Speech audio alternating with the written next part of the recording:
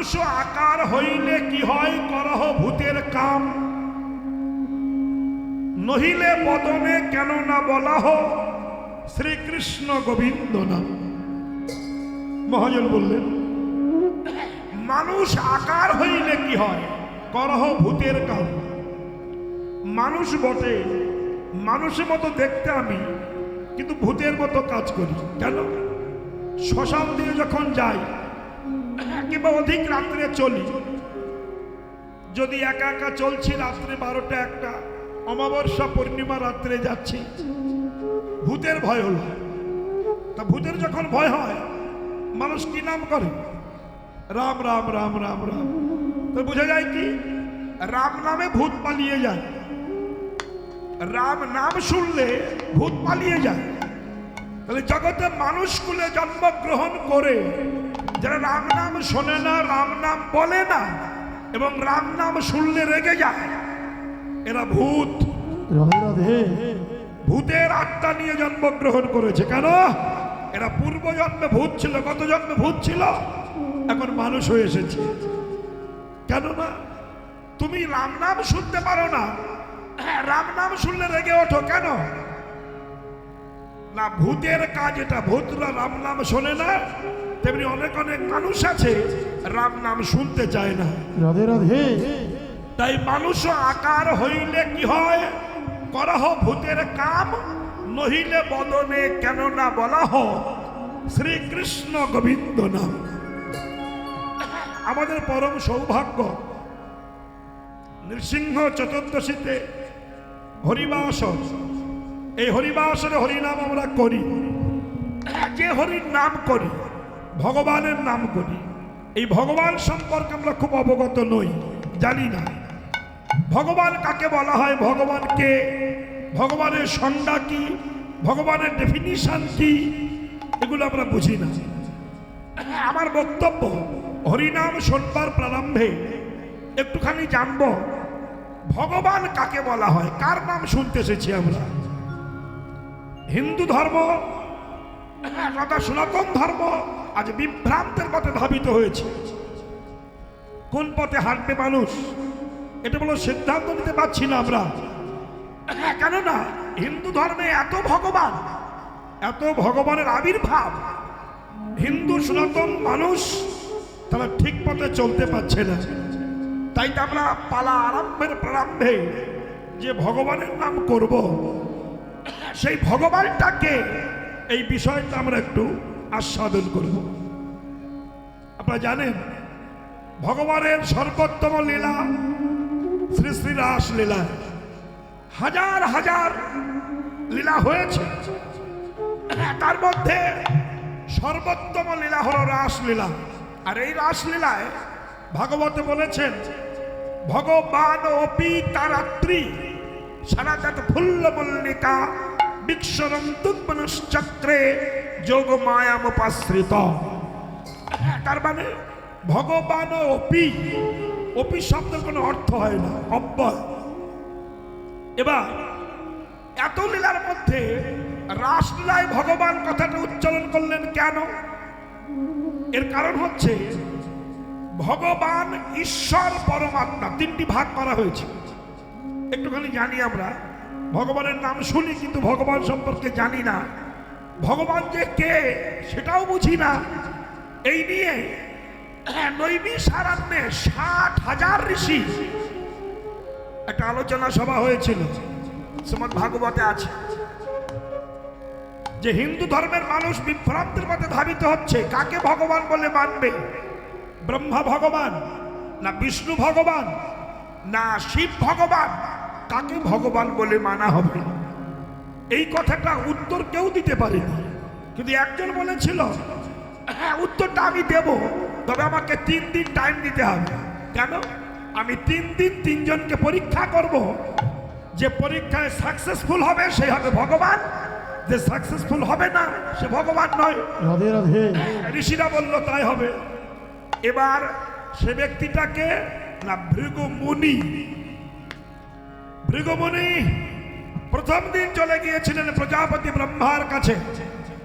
এই যে ব্রহ্মা, তুমি সৃষ্টি করছো, তোমার সৃষ্টির সৃজন ভালো নয়। শুধু চুল পেকেছে, তোমার দাড়ি পেকেছে, তুমি এখনো সৃজন সৃষ্টি বোঝনি।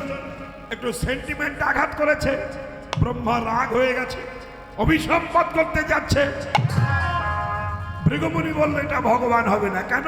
যার এত রাগ, রাগ যার বেশি তো ভগবান হতে পারে না। দ্বিতীয়বার গেলেন শিবের কাছে, শিব ঘুমিয়ে আছেন। ভৃগুমুনির সেন্টিমেন্ট আঘাত করলেন।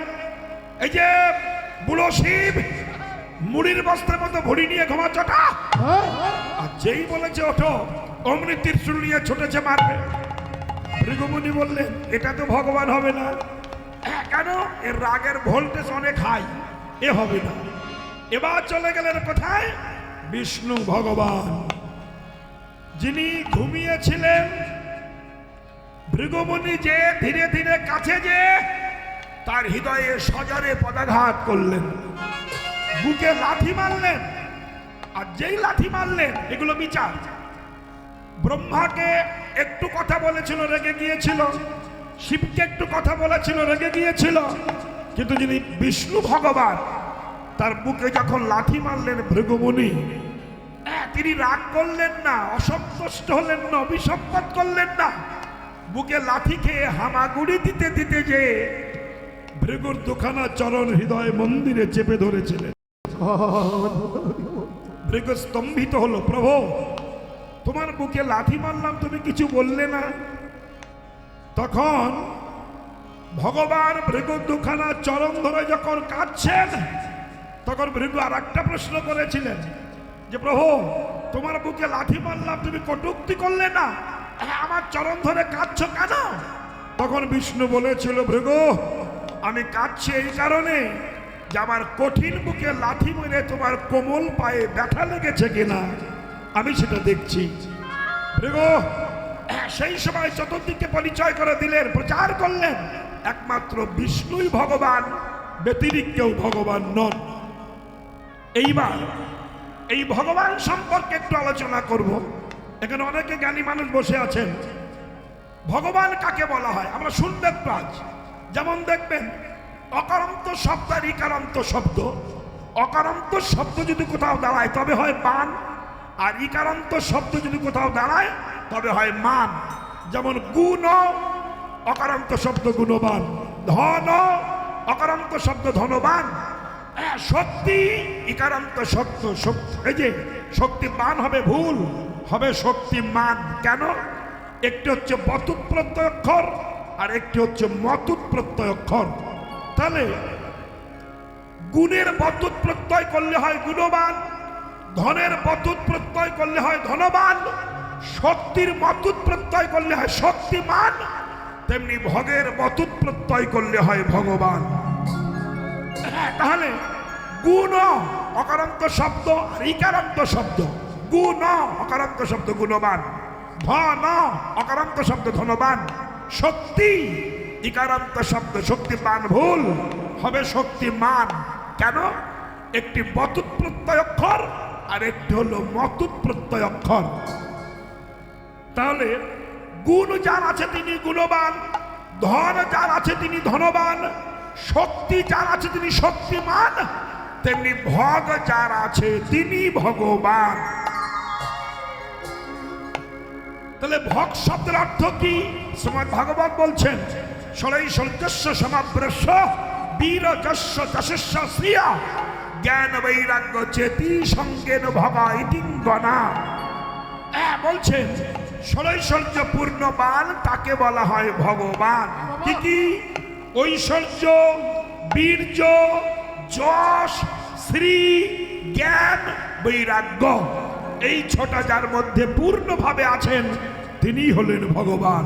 তাহলে আমার কৃষ্ণ যে সুনিশ্চিত ভগবান আর বিন্দু মাত্র সন্দেহ রইল না। কেন? ব্রহ্ম সংহিতায় লিখেছেন ঈশ্বর পরম কৃষ্ণ সচ্চিদানন্দ বিগ্রহ অনাদির আদি গোবিন্দ সর্বকারণের কারণ। ভালো। মহর্ষি কৃষ্ণ দ্বৈপায়ন বেদব্যাস বলেছেন এতে চাংস কলাপুংস কৃষ্ণস্তু ভগবান স্বয়ং। কেন? কৃষ্ণ একলি ঈশ্বর আর সব কলা। কলা কাকে বলা হয়? অংশ হতে অংশ বাহির করলে তাকে কলা বলা হয়। অতএব দেবতা কোনোদিন ভগবান হবে না। তাহলে হিন্দু ধর্মে 33 কোটি দেবতা আমরা জানি, কিন্তু ব্রাহ্মণ পূজা করতে বসে প্রথম বলে গণেশাদি পঞ্চদেবতা ভৈ নমঃ, গণেশাদি পঞ্চদেবতা ভৈ নমঃ, গণেশাদি পঞ্চদেবতা ভৈ নমঃ। ওম বিষ্ণুস্তনো বিষ্ণু পরমং পদম সদা পশ্যন্তি শূরয়া দিবীব চক্ষুরাততম। অপবিত্র পবিত্র বা স্বল্পপ্রস্তং নকহবিবা যচ্ছরে সুন্দরিকাক্ষং সবার্ধম ভক্তর শুচি মাধব মাধব বাচি মাধব মাধব শরন্তি সাধব সর্বে সর্বকার্যেষু মাধব। নমঃ ব্রহ্মণ্যায় দেবায় গো ব্রহ্মণ্যায় হিতায় চ জগদ্ধিতায় কৃষ্ণায় গোবিন্দায় নমঃ নমঃ। আপনারা যে যাই পূজা করেন, সমস্ত পূজা কৃষ্ণ চরণে চলে যাচ্ছে। তাহলে গণেশ, রমেশ, উমেশ, দীনেশ, তারা, এই 5 জন দেবতা, এনারা কেউ ভগবান নন। একটুখানি বলছি, গণেশ গজমুখ ইনি ভগবান নন। রমেশ রমাপতি নারায়ণ শঙ্খ চক্র গদা পদ্মধারী ইনিও ভগবান নন। কেন? নর হচ্ছে 50 গুণ, দেবতারা হচ্ছেন 55 গুণ। স্বতন্ত্র দেবতা নারায়ণ 7 গুণাধিপতি, আর শ্রীকৃষ্ণ হচ্ছেন 64 গুণাধিপতি, চতুর্গুণে বেশি। তাই কৃষ্ণ পূর্ণ ভগবান। এই জন্য কৃষ্ণ নামটা লিখতে গেলে প্রথম একটা টান, দ্বিতীয় টান, তৃতীয় টানে ক হয় না, হয় ব। মাথা দিয়ে পুটুলি দিলে ক হয়, পিছে রি দিলে কয় রি হয়, পাশে মধ্যাহ্ন শয় নয় দিলে কৃষ্ণ হয়। তাই অক্ষরটা লিখেছেন মহাজন। প্রথম টানেতে ব্রহ্মা আছে বিদ্যমান, দ্বিতীয় টানেতে বিষ্ণু করে অবস্থান, তৃতীয় টানেতে মহাদেবের বখানি হলো ব। এবার কুণ্ডলী কারেতে আছেন রাধা বিনোদিনী হলো ক রি। আত্মা শক্তি মহামায়ারিকার 2 টান। এই তো প্রথম অক্ষর হইল বাখান। সূর্য চন্দ্র বরুণ পবন হতাশন, স্বর্গ মর্ত পাতাল জুড়িয়া ত্রিভুবন, এই সব যোগ মার্গে জানিতে পারিয়া কৃষ্ণ নাম রাখে গর্গমণি ধ্যানেতে জানিয়া। এই সেই কৃষ্ণ গৌর হয়ে নবদ্বীপ এসেছেন। কেন? হরের নাম হরের নাম হরের নাম ওই বকে বলুন। কলিকালে কোনো কিচ্ছু করবার প্রয়োজন নাই, হরির নাম করো। কেন? কৃতজ্ঞাধ্যাত বিষ্ণু তৃতীয়াং যতযুমক্ষয়ী তাপরে পরিচর্যং কলৌ তদ হরি কীর্তনাথ। সত্য যুগে ধ্যান করে করে ভগবান পেয়েছেন, ত্রেতা যুগে যজ্ঞ করে ভগবান পেয়েছেন, দাপর যুগে অর্চনা করে ভগবান পেয়েছেন। কলিকালে ধ্যান লাগবে না, অর্চনা লাগবে না, আবার যজ্ঞ করাও লাগবে না, শুধু প্রাণ ভরে হরে কৃষ্ণ হরি বল বললে আর সেই নাম নিয়ে মহাপ্রভু প্রতি জীবের দ্বারে দ্বারে বিতরণ করছেন। এই নাম কেউ করছেন, কেউ করছেন না। তাই মহাজন এই পদখানা গেয়েছেন, মন কি লাগি আইলি ভব এমন জনমে হরি না ভজিলি সে তুই মানুষ এমন জন হরি না ভজিলি সে তুই মানুষ অগ মানুষ আকার হইলে কি হয় মনরে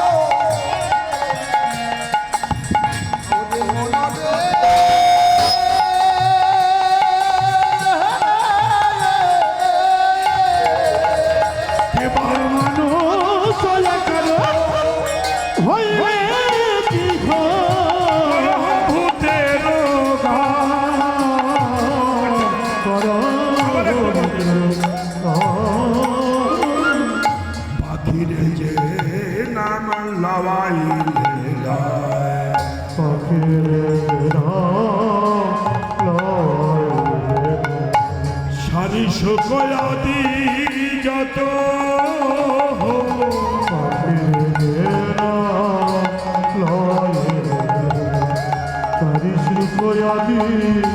যত তাহাতে তুমি আলস্য কর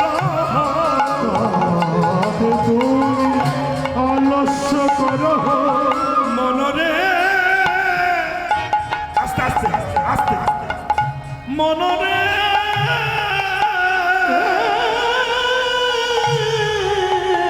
ওরে মনরে, তাহাতে তুমি আলস্য কর তুমি আলস্য কর এ আমার কেমন মত এবার কেমন মত কত পশু পাখি বলে গেল পশু পাখি বলে গেল আমি মানুষ হয়ে নাম বলিলাম না গো পাখি বলে গেল আমি মানুষ হয়ে বলিলাম না গো আমার এমন যেন বৃথায় গেল পাখি বলে গেল মানবজন বৃথাই গেল পাখি বলে গেল কত পশুর হলো কিন্তু আমার হলো না পাখি বলে গেল আমি অহংকার মঞ্চে বসে রইলাম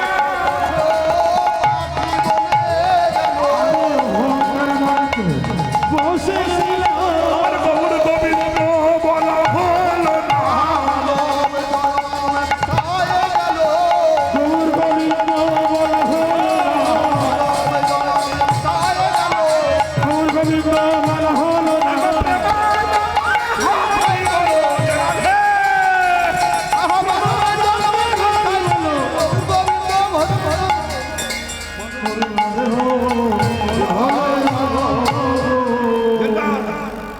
পশু পাখি বলল মহাজন পথখানা গাইছে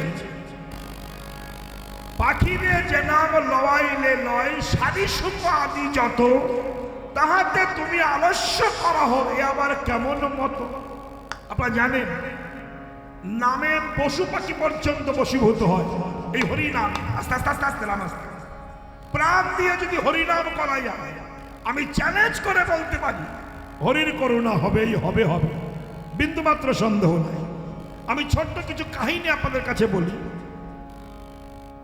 1912 সাল একটু নোট করবেন কথাটা 1912 সালে রাত তখন 10টা সাড়ে 10টা বাজে আটলান্টিক মহাসাগরে বিশাল একটা জাহাজ এত বড় জাহাজ বিশ্বের মাঝখানে তখন ছিল না ফুটবল খেলার মাঠ ছিল তার ভিতরে সেই জাহাজটা আটলান্টিক মহাসাগরে যখন যাচ্ছে রাত 10টা ঠিক সেই সময় বিশাল হিমশৈলর আঘাতে হিম মানে কি বরফ শৈল মানে পাহাড় বরফের পাহাড়ে আঘাতে পশ্চাৎ দেশটা মানে পিছনটা তলাদেশটা ফেটে গিয়েছিল আর যখন ফেটে গেল অনেক লোক তলিয়ে গিয়েছিল অনেক লোক মারা গিয়েছিল আস্তে আস্তে আস্তে বলুন তো যে জাহাজটা ফেটে গিয়েছিল তলিয়ে গিয়েছিল সেই জাহাজটার নাম কি ছিল হ্যাঁ আস্তে তারামা জাহাজ না টাইটানিক জাহাজ এটা সবাই জানি দেখুন ভগবান যে আছেন আস্তে আস্তে আস্তে আস্তে আস্তে ওকে তাড়া তো তাহলে বিষয়টি কেমন ভগবান যে আছেন এগুলো চাক্ষুষ প্রমাণ এই প্রমাণগুলো আঙুল দিয়ে চোখে দেখা দেওয়া যায় দেখুন যখন জাহাজটা ডুবে গেল অনেক মানুষ মারা গেল অনেক মানুষ ভেসে চলে গেল কিন্তু ওই জাহাজে কর্নেল যার নাম ছিল গ্রেসি কর্নেল তিনি কি করলেন তিনি শুনেছিলেন যে হিন্দুর দেবতা ভগবান বিপদ ভঞ্জন মধুসূদন এই কথাটা জানা ছিল তার কর্নেল গ্রেসি যখন ঝাঁপ দিয়ে পড়লেন জলে আটলান্টিক মহাসাগরে, রাত তখন 10:30 হে বিপদ ভঞ্জন মধুসূদন, তুমি তোমার ভক্তকে রক্ষা করো। ঝাঁপ দিয়ে বললেন, আর একটা কথা বলেছিলেন, হে প্রিয়তমা, তোমার সঙ্গে বুঝি আমার আর দেখা হলো না। দুটি কথা। এদিকে এই কর্ণের গ্রাসীর স্ত্রী, সে খুব কৃষ্ণ ভক্ত ছিল, কৃষ্ণ ভক্তি প্রদায়িনী নারী, পতিব্রতা নারী। অন্তরে বুঝলেন যে আমার স্বামীর কোনো অমঙ্গল হয়েছে, কোনো দুর্ঘটনা ঘটেছে। অন্তরে ভেবেছেন, বুঝেছেন। যখন বুঝলেন, গৃহদেবতার চরণে আছাড় খেয়ে পড়লেন। হে দেবতা, হে ভগবান, হে বিশ্ব সৃষ্টি স্রষ্টা, হে সৃষ্টি স্থিতি প্রলয়ের মালিক, ও হে ভক্তের ভগবান, আমার জগৎপতি তুমি, আমার গৃহপতি মনে হয় কোনো অমঙ্গল হয়েছে, বিপদে পড়েছে। হে জগতের পতি, তোমার করুণার হস্ত স্পর্শ করে আমার গৃহপতিকে রক্ষা করো। পতিব্রতা সতী নারীর আকুল কণ্ঠের প্রতিধ্বনিতে ভগবান থাকতে পারেননি। দেখুন, এগুলো গল্প কথা নয় তো, ইতিহাস। হ্যাঁ, দেখুন, সেই কৃষ্ণের স্ত্রী যখন প্রাণ ভরে চোখের জলে ভাসতে লাগলেন, চোখের জল দর বিগলিত ধারা প্রবাহিত হচ্ছে। হে ভক্তের ভগবান, ও হে বিপদ ভঞ্জন মধুসূদন, তুমি তোমার ভক্তকে রক্ষা করো। এদিকে স্ত্রী ভাসছে চোখের জলে, আর গ্রেসি ভাসছে আটলান্টিক মহাসাগরের জলে। এই দুই জল মিশ্রিত হয়ে ভগবানের কাছে পৌঁছে গিয়েছে। ঠিক রাত 11টা, 11:30 সময় ওই আত্মনাদে, আকুল কণ্ঠের প্রতিধ্বনিতে হঠাৎ গ্রেসি দেখছেন বিশাল একটা কাঠের গুড়ি, বিশাল কাঠের গুড়ি। ওই গুড়িটা ভাসতে ভাসতে ওই আটলান্টিক মহাসাগরে কর্ণের গ্রেসির গায়ে এসে ধাক্কা দিচ্ছে, যেন বলতে চাইছে, গ্রেসি তুমি আমাকে অবলম্বন করো, আমি তোমাকে কুলে তুলে দেব। বলুন তো আপনারা, এই রাত্রে, এই সময়, এই বিপদকালে ওই কাঠটা কে পাঠিয়ে দিয়েছে? বলো, ভাবার। বিপদে প্রাণ দিয়ে যদি তাকে ডাকা যায়, ভগবান যে কৃপা করেন ইহাতে বিন্দু মাত্র সন্দেহ নাই। ইহাতে বিন্দু মাত্র, নইলে পৃথিবীর যত জ্ঞানী গুণী মানুষ, তারা আজ কৃষ্ণ বলে হা কৃষ্ণ, হা গৌর বলে কাঁদতেন না। থাইল্যান্ড, জাপান, আমেরিকান, ইন্দোনেশিয়া, বৃহত্তম মুসলমানি দেশ ইন্দোনেশিয়া, কিছুদিন আগে শুনেছেন ওখানে বিশাল একটা 700 কোটি টাকা দিয়ে একটা হিন্দু মন্দির তৈরি হয়েছে।